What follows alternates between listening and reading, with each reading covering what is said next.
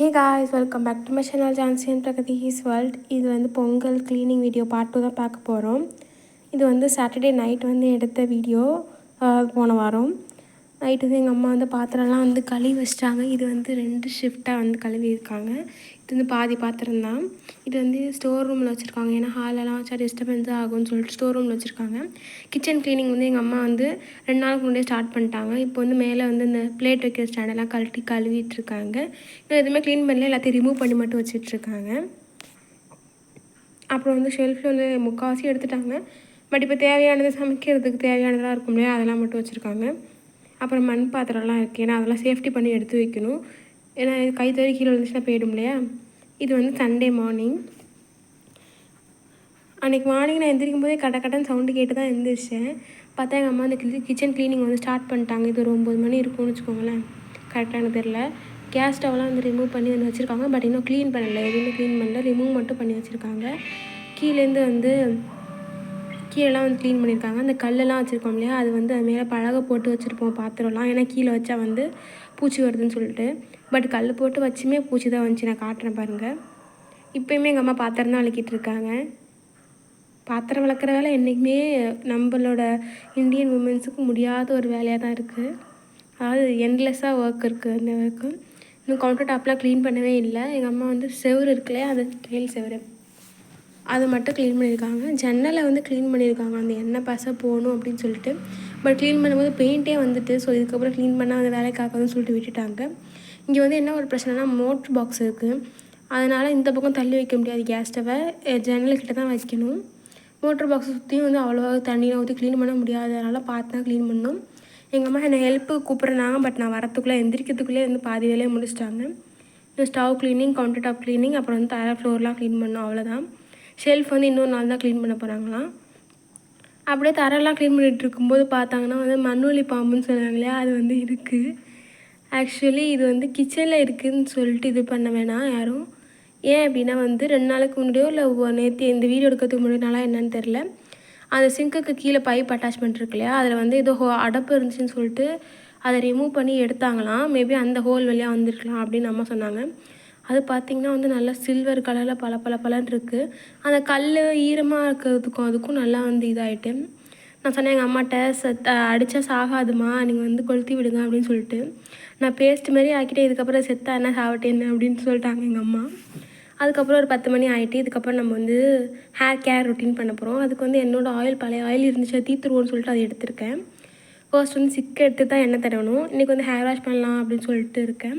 கொஞ்சம் வேலை இருக்குது, அதுக்கு மட்டும் ஆயில் அப்ளை பண்ணுறப்ப அந்த ஊறும் அப்படின்னு சொல்லிட்டு 10 மணிக்கு அப்ளை பண்ணோம்னா மதியானம் வந்து வேலையெல்லாம் பார்த்துட்டு ஒரு 2 to 3 o'clock pole hair wash பண்ணிடலாம். நான் வந்து நல்லா வந்து ஆயில் அப்ளை பண்ணதுக்கப்புறம் வந்து நல்லா வந்து சிக்கு எடுத்துடணும். ஏன்னா ஆல்ரெடி ஆயில் இல்லாமல் சிக்காக இருக்கும்.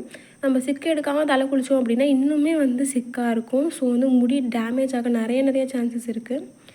அதே நேரம் ஆயில் அப்ளை பண்ணிட்டு கொண்டை போடாதீங்க, திருப்பி சிக்காகிடும். அதுக்கு நல்லா பின்னி நீங்கள் வந்து கிளச் போட்டு வச்சுக்கலாம், ரொம்ப சேஃப்டியாக இருக்கும். முடி வந்து சிக்காகாது, ஹேர் ஃபால், ஹேர் டேமேஜ் வந்து குறையும். இதுக்கப்புறம் வந்து வீடியோ எடிட் பண்ணுற வேலை இருந்துச்சு, இந்த வீடியோ தான் எடிட் பண்ணிகிட்டு இருந்தேன். நெக்ஸ்ட்டு வந்து அந்த ரொம்ப வீடு ஃபுல்லாக துணியாக கிடக்கு, அதெல்லாம் க்ளீன் பண்ணணும்.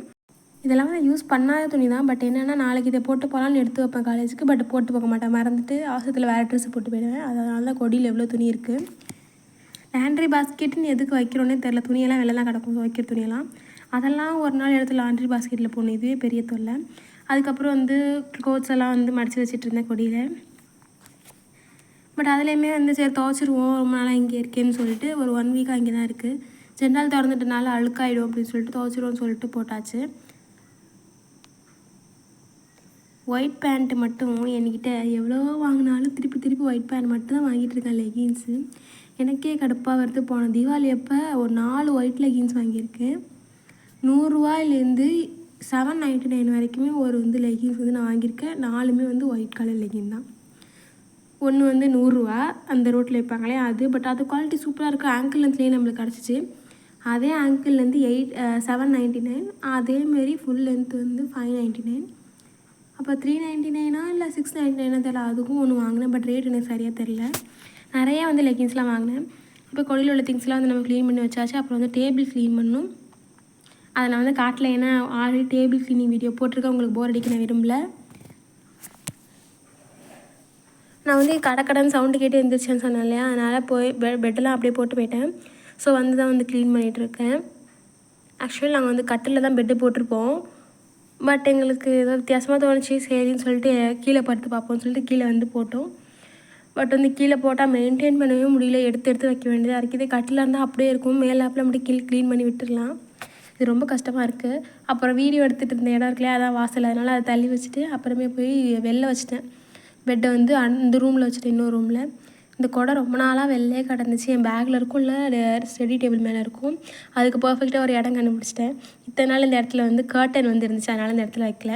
இப்போ நம்ம பண்ண போகிறது மிகப்பெரிய வேலை. அதுக்கு வந்து இந்த ஓல்டு வந்து கார்போர்டு வந்து நான் எடுத்திருக்கேன். பார்த்திங்கன்னா இது வந்து வீகாலோட ஹீட்டர் அட்டைப்பெட்டி. நாங்கள் ஒரு ஹீட்டர் வாங்கி 4.25 வருஷம் ஆகுது. இது வந்து வீடு ஹவுஸ் வார்மிங் பண்ணும்போது எங்கள் பெரியம்மா வந்து கிஃப்ட் பண்ணாங்க. பட் டில் நவ் இது நல்லாவே ஒர்க் ஆகுது. இது வரைக்கும் எந்த ஒரு இதுவும் நாங்கள் செலவு பண்ணது கிடையாது, நல்லா ஒர்க் ஆகுது. 15 லிட்டர்னு நினைக்கிறேன். போட்டு ஒரு 10 மினிட்ஸ்லேயே வந்து ஹீட் ஆகிடும், அவ்வளோ கூட தேவையில்ல, கம்மியாகவே ஹீட் ஆகிடும்.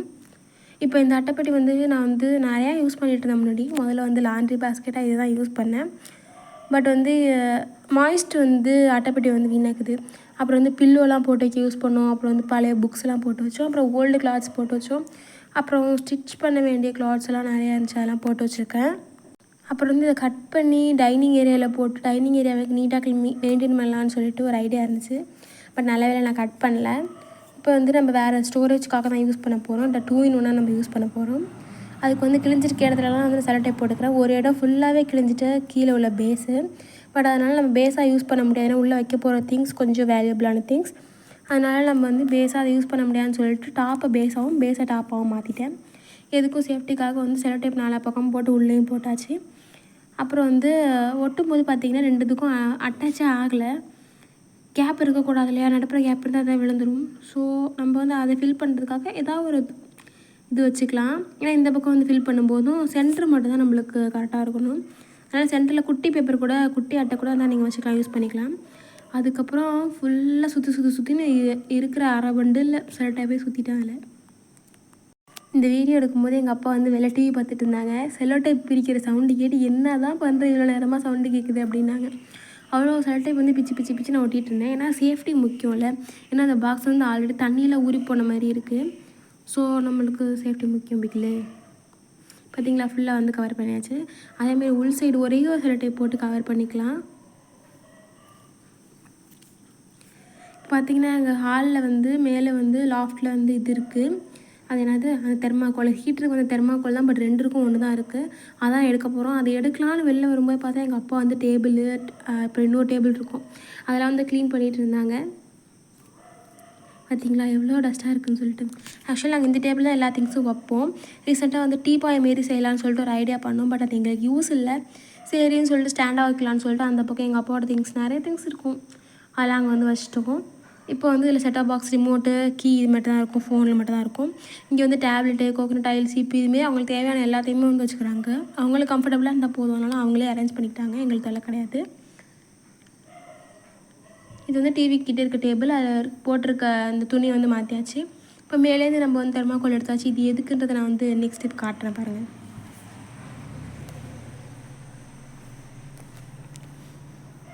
இதுவுமே ரொம்ப அழுக்கானதுனால இது வந்து தொடச்சாச்சு.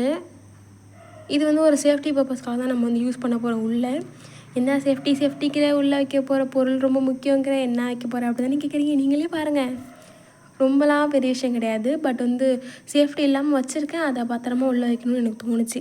பட் எப்படி கைலாங்கடையில் தான் போட போகிறேன், அது எனக்கு தெரிஞ்சே போயிட்டு. பட் எதுக்கும் சேஃப்டியாக வைப்போமே அப்படின்னு ஒரு எண்ணம். மேபி எங்கள் அண்ணனுக்கு யூஸ் ஆகலாம், அதனால் வந்து பத்திரமா எடுத்து வைக்க போகிறேன்.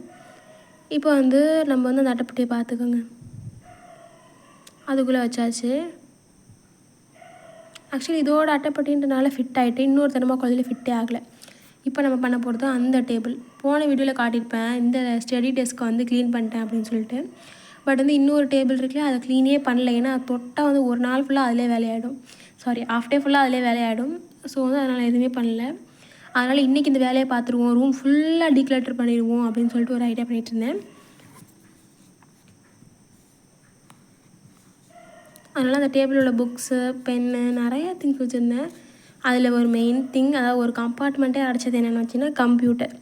ஆல்ரெடி நான் யூஸ் பண்ணிகிட்டு இருந்தேன். பட் லாஸ்ட்டு 1.5 இயர்ஸாக வந்து 1.5 இயராக வந்து கம்ப்யூட்டர் யூஸ் பண்ணுறதே கிடையாது. ரொம்ப ரொம்ப ப்ராப்ளம் கொடுத்துக்கிட்டே இருந்துச்சு.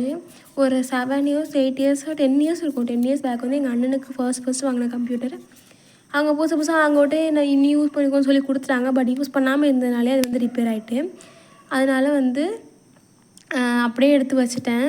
எதுக்கு மேலே இருந்தால் வேஸ்ட்டாக இருக்கணும்ல, மேலே இருக்க டேபிளையாவது நம்ம யூஸ் பண்ணிக்கலாம்னு சொல்லிட்டு எல்லாத்தையும் ரொம்ப சஃபகேட்டாக வச்சுருக்கேன். அதில் அந்த இடத்துல அப்படியே ரொம்ப எப்படி சொல்கிறது, கிளம்ஸியாக இருக்குது அந்த இடத்துல எல்லாத்தையும் வச்சுருக்கனால.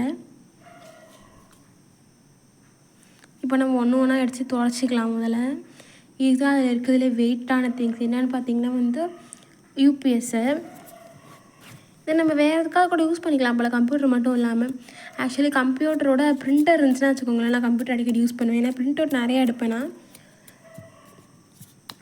பட் கம்ப்யூட்டர் வேறு எதுக்கும் நான் யூஸ் பண்ணுறதே இல்லை. அதனால தான் லேப்டாப் வாங்கினா மேபி எடிட் பண்ணுறதுக்குலாம் யூஸ் பண்ணலாம்.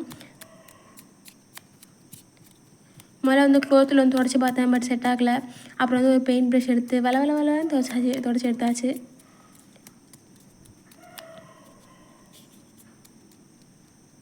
அடுத்து வந்து கீபோர்டு. இது வந்து பெயிண்ட் ப்ரஷ் தான், பட் வந்து பெரிய சைஸ் ப்ரஷ்ஷு, செவத்தில் பெயிண்ட் பண்ணலாம்னு சொல்லிட்டு வாங்கினேன். பட் ப்ரெஷஸ் வந்து நீட்டாக இல்லை. ஸோ பெயிண்ட் பண்ணும்போது வந்து ஸ்ட்ரைக்ஸ் வந்து விழுவுது. ஸோ இதுவே க்ளீனிங்க்கு அப்புறம் வந்து தெரக்கோட்டா இம்ப்ரெஷன்ஸ் கொடுக்கறதுக்குலாம் யூஸ் பண்ணிக்கலாம்னு சொல்லிட்டு வச்சுருக்கேன். பட் இதில் வந்து கீபோர்ட்லாம் க்ளீன் பண்ண ரொம்ப ஈஸியாக இருந்துச்சு. பட் ப்ரஷ்ஷில் கொஞ்சம் ப்ராடாக இருந்துச்சா இன்னுமே ஈஸியாக இருந்திருக்கும். ஒரு வீடியோ போட்டிருப்போம் நம்ம சேனலில், எத்தனை பேர் தெரியுன்றது தெரில. கீபோர்டு வந்து கழட்டி ஒரு வீடியோ போட்டிருப்போம், ஒரு கீயை கழட்டினா உள்ளே எப்படி இருக்கும்னு சொல்லிட்டு. அந்த வீடியோ நிறைய வியூஸ் போணுச்சு. ஃபர்ஸ்ட் எனக்கு வந்து 1000 வியூஸ் மேலே போணுச்சு ஷார்ட் வீடியோ. அது நல்லா இருந்துச்சு, எனக்கு பிடிச்சிருந்துச்சு. கமெண்ட்ஸ் கூட நிறைய பேர் பண்ணியிருந்தாங்க. எனக்கு இந்த கீபோர்ட் க்ளீன் பண்ணும்போது அந்த வீடியோஸ் தான் ஞாபகம் வச்சு திருப்பி எடுக்கலாம்னு நினச்சேன். பட் கழட்டினா மாட்ட முடியாது. அந்த கீஸை அந்த டூல்ஸ்லாம் என்கிட்ட கிடையாது. கழட்டிடலாம், பட் மாட்ட முடியாது. எதுக்கு வம்பு அப்படின்னு சொல்லிட்டு வச்சுட்டேன். அந்த ஒயரை நம்ம நல்லா க்ளீன் பண்ணோம். அப்புறம் அந்த பின்ஸ் எல்லாம் க்ளீன் பண்ணணும். ஏன்னா திருப்பி யூஸ் பண்ணுறோம் அப்படின்னா வைரஸ் வந்து வரத்துக்கு சான்சஸ் இருக்குது. அதனால் ஒரு தடவையும் எடுத்து வைக்கும்போது க்ளீன் பண்ணிட்டு தான் இருக்கேன். பட் துரு பிடிச்சிச்சின்னா அந்த பின் வந்து நீங்கள் மாற்றி தான் ஆகணும், ஏன்னா வைரஸ் அட்டாக் ஆகிடும்.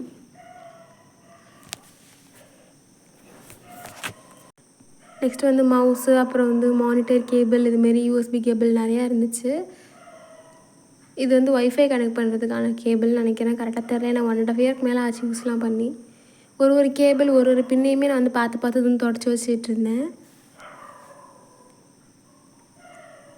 ஆக்சுவலி இதெல்லாம் வீடியோ எடுக்கிற ஐடியா எனக்கு கிடையாது. பட் வந்து ஒருத்தவங்க கமெண்ட் பண்ணிட்டே இருந்தாங்க, க்ளீனிங் வீடியோ போடுங்கன்னு சொல்லிட்டு. அவங்களுக்காக தான் வந்து இந்த வீடியோ. அது மட்டும் இல்லாமல் அவங்க வந்து க்ளோத்ஸ் வந்து க்ளீன் பண்ணுறதை காட்ட சொல்லியிருக்காங்க. பட் ஆல்ரெடி எங்கள் அம்மா வந்து ஒரு 10 to 12 days முன்னாடி வந்து க்ளோத்ஸ் எல்லாம் வந்து க்ளீன் பண்ணி மடித்து வச்சுட்டாங்க செல்ஃபில். அதனால் வந்து எனக்கு அந்த க்ளீனிங் வேலை இல்லை. இருந்தாலும் முடிஞ்சால் மேபி இதுக்கப்புறம் வந்து க்ளீன் பண்ணுறதெல்லாம் காட்டுறேன். நெக்ஸ்ட் வந்து மானிட்டர். இந்த மானிட்டர் பின்னாடி தான் ரொம்ப அழகாக இருந்துச்சு. இப்படி யாருமே வந்து கம்ப்யூட்டர் ஸ்டோர் பண்ணி வைக்க மாட்டாங்க எனக்கு தெரிஞ்சு. பார்த்திங்களா எவ்வளோ டஸ்ட்டு கடவுளை. இப்போ வீடியோவில் பார்த்தா தான் தெரியுது எவ்வளோ கன்றாவே இருக்குதுன்னு சொல்லிட்டு. ஆக்சுவலி சொன்னாலே அதை வந்து 10 வருஷம் பழசு அப்படின்னு சொல்லிட்டு. அதனால் வந்து பின்னாடி எலி கடிச்ச மாதிரிலாம் இருக்கும். பட் அது எலியெல்லாம் கிடைக்கல, யாரும் ரிப்பேர் பண்ண தெரியாதவங்க வந்து உடச்சி ரிப்பேர் பண்ணியிருக்காங்க. பட் வந்து அதனால தான் அப்படி இருக்குது. அப்புறம் வந்து ஃப்ரண்டில் வந்து அந்த சிடி டிஸ்க் இருக்கும் இல்லையா, அது வந்து எங்கள் அண்ணன் கம்ப்யூட்டருக்கு தேவைன்னு சொல்லிட்டு அந்த டிஸ்கை மட்டும் அழகாக கழட்டிட்டு போயிட்டாங்க. பட் பரவாயில்ல, அதை வந்து க்ளோஸ் பண்ணிட்டு போயிருக்காங்க செலோ டேப் வச்சு. அதனால் உள்ளே டஸ்ட்டு போல். எனிவேஸ் இந்த ப்ரஷ் வந்து நிறையா எனக்கு வந்து ஹெல்ப் பண்ணிச்சு. இதுதான் வந்து பெரிய பார்ட் இல்லையா கம்ப்யூட்டர்லேயே. அதனால் வந்து இதுதான் நம்ம வந்து ஃபர்ஸ்ட் வந்து அந்த அட்டைப்பெட்டிக்குள்ளே வைக்க போகிறோம். இதுக்காக தான் அந்த அட்டைப்பெட்டி எடுத்தேன். சீல் பண்ணி எல்லாம் வந்து உள்ளே காற்று கூட போக முடியாத அளவுக்கு தான் நான் வைக்க போகிறேன். ஆக்சுவலி என்ன பிரச்சனைனா, இந்த ஹீட்ரு வந்ததுனால இது வந்து தெர்மாக்கோல் வந்து பள்ளமாக இருக்குது. ஸோ நம்ம அந்த பள்ளத்தை ஃபில் பண்ண போகிறோம். அதுக்கு வந்து பேப்பர் யூஸ் பண்ணலான்னு பார்த்தேன். அப்படி பேப்பர் எடுக்கும்போது மேலே வந்து பென் வச்சுருந்தேன், கப்போடு போட்டு தெரிச்சிட்டு. பென்சிலாக தெரிச்சிட்டா பரவாயில்ல, கப்பும் தெரிச்சிட்டு என்ன பண்ணுறது. எனக்கு ஃபேவரட் கப்பு. பட் ஹேண்டில் உடஞ்சி போனதுனால நான் வந்து வச்சுருந்தேன். But no use. இதுக்கப்புறம் சல்லியாக ஆகிட்டு. இதெல்லாம் உடனே ரிமூவ் பண்ணணும், ஏன்னா காலை குத்துச்சுன்னா ஒன்றுத்துக்கும் தெரியாது.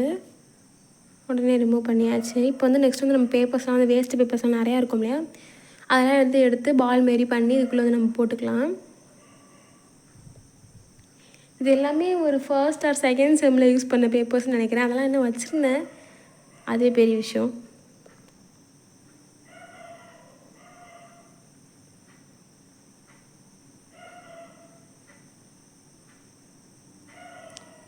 இதை ஃபில் பண்ணுறதுக்கே எனக்கு ஒரு 20 to 30% தேவைப்பட்டுச்சு. ஆக்சுவலி இதெல்லாம் வந்து ஒரு ரஃப் நோட்டு. அப்படியும் பேப்பர் இல்லைன்னு சொல்லிட்டு எக்ஸாம் பேப்பர் எடுத்து கிழிச்சிட்ருக்கேன். பார்த்தீங்களா எவ்வளோ அறிவு எனக்கு, பார்த்தீங்களா? ஆக்சுவலி இந்த எக்ஸாம் பேப்பர்லாம் கிழிச்சு போடும்போது எனக்கு ஒரு ஞாபகம் வந்துச்சு. என்னென்னா, நான் 5th to 10th வந்து ஒரு ஸ்கூலில் படித்தேன். அந்த ஸ்கூலில் வந்து எக்ஸாம் பேப்பர் ஒன்று விடாமல் எல்லாத்தையும் வாங்கிடுவாங்க. வாங்கி அந்த ஸ்கூல் வந்து வச்சுருவாங்க. எதுக்கு அப்படின்னா, எல்லாத்தையும் ஒட்டு மொத்தமாக சேர்த்து வச்சா ஒரு வருஷத்துக்கு எக்ஸாமுக்கு யூஸ் பண்ணுற பேப்பர் வந்து வெயிட் போட்டோம் அப்படின்னா கிட்டத்தட்ட கேஜி கணக்கில் நிறையவே வரும். அதை யூஸ் பண்ணி சம்பாதிப்பாங்க ஸ்கூல்ஸில். இதெல்லாம் வந்து நடந்திருக்கு. இந்த வீடியோ பார்த்ததுக்கப்புறம் தான் எனக்கு தெரிஞ்சிச்சு, மானிட்டரில் வந்து சைடில் வந்து நான் க்ளீன் பண்ணல அப்படின்னு சொல்லிட்டு. நான் என்ன நினச்சேன்னா, மானிட்டர் வந்து நேராக வச்சாலே ஃபிட் ஆகிடும்னு நினச்சேன். பட் நேராக வச்சா ஃபிட் ஆகலை. ஸோ இப்படி தான் வைக்கணும். இது வந்து நிறையா கேப்ஸ் இருக்கிறனால அந்த தெர்மாக்கோலை வந்து நான் வந்து உடச்சி கேப்ஸ் இல்லாமல் வந்து போட்டுக்கிறேன். மேபி கீபோர்டு அந்த யூபிஎஸ்லாம் மேபி ஒர்க் ஆகலான்னு நினைக்கிறேன். சிபியூ மானிட்டரும் கொஞ்சம் கஷ்டம்தான். இந்த தெர்மாக்கோல் ஆக்சுவலி நேராக வந்து உள்ளே போகலைன்னா ஃபுல்லாக உள்ளே வச்சுருப்பேன். பட் உள்ளே போகாதனால நான் வந்து உடச்சி தான் போடணும். ஆக்சுவலி இந்த ஒர்க் செய்யவே எனக்கு வந்து ஒரு 2 hours ஆகிட்டு. பார்க்குறதுக்கு ஈஸியாக இருக்கும், பட் வந்து அந்த செலோட்டை போடுறதுக்கே எனக்கு மணி ஆகிட்டு ரொம்ப. பார்த்திங்களா, இதுவுமே வந்து ஃபுல்லாக வந்து க்ளோஸ் ஆகலை. ஸோ இதுக்கு மேலே வந்து ஒரு லேமினேஷன் சீட் வந்து வைக்க போகிறேன். அந்த ரஃப் நோட்டுன்னு சொன்னேன் இல்லையா, கிழிச்சு போட்டேன் இல்லையா, அதில் வந்து ஒரு லேமினேஷன் சீட் தான் இது. கலராக இருக்கும். வயலட்டு, பிங்க்கு, எல்லோ, அப்புறம் வந்து க்ரீன் கலர் நினைக்கிறேன். 4 கலர் இருக்கும். இது வேறு எதுக்கும் யூஸ் பண்ண முடியாதுன்னு தெரில, அதனால் வந்து நான் இதுக்கே யூஸ் பண்ணிட்டேன்.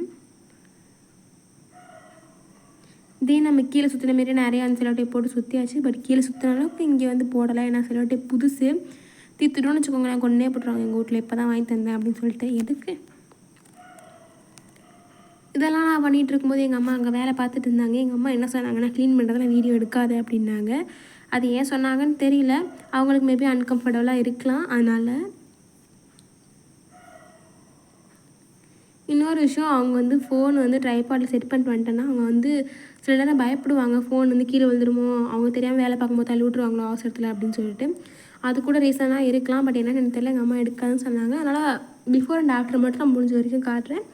நான் எதாவது ஒர்க் பண்ணேன், க்ளீனிங் ஒர்க் பண்ணேன்னா அதை நான் நிச்சயமாக வந்து உங்கள்கிட்ட காட்டுறேன்.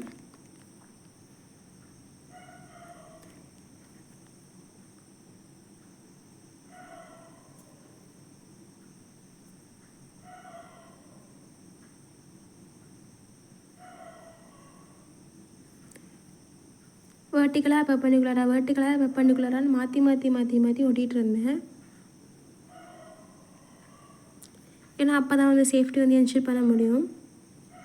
பார்த்திங்கன்னா வந்து நல்லா வந்து ஒட்டியாச்சு. இது வந்து பர்ஃபெக்டாக ஒரு இடத்துல செட் ஆகும் அப்படின்னா வந்து அந்த ட்ரெஸ்ஸிங் டேபிளுக்கு பக்கத்தில் இருக்க இடம் தான். ஏன் அப்படின்னா வந்து அங்கே சார்ஜ் வந்து போட முடியல. ஆக்சுவலி எங்கள் அம்மா வந்து ட்ரெஸ்லாம் அங்கே தான் வைப்பாங்க. ஸோ அங்கே ஆபத்து தான் அங்கே வைக்கிறது. அதனால் வந்து சார்ஜ் அங்கே போட முடியல. ஃபோன் அங்கே வைக்கவும் பயமாக இருக்குது. ஏன்னா க்ளோத்ஸ்லாம் இருக்கு இல்லையா, அதனால் அங்கே ஒரு டேபிள் மாதிரி செட் பண்ணி கொடுத்துலாம் எங்கள் அம்மா திங்ஸ்லாம் வச்சுக்கிட்டோம் அப்படின்னு சொல்லிட்டு ஒரு ஐடியா பண்ணியிருந்தேன்.